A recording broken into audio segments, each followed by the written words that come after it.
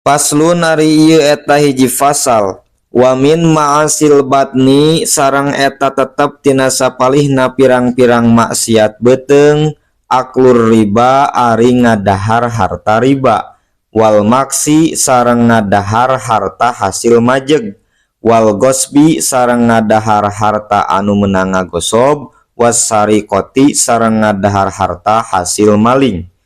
Wa kulli makhuzin sareng ngadahar saban-saban perkara anu dicokot bimuamalatin ku make akad muamalah harrama anu parantos ngaharamkeun ha kana itu muamalah naon asyar'u hukum syara. Wa sareng eta tetep tina sapalihna maksiat beteung syurbul khamri ari nginum arak, wa haddu syaribi sareng ari hukuman jang jalma anu nginum arak arbauna eta 40 naonana jaldatan teunggeulana lil hurri pikeun jalma merdeka, wa nisfuha sareng satengahna tina itu arbaun dirokiki pikeun abid, walil imami sareng eta tetep pikeun imam az-ziyadatu ari tambah-tambah naonana takziron takzirana.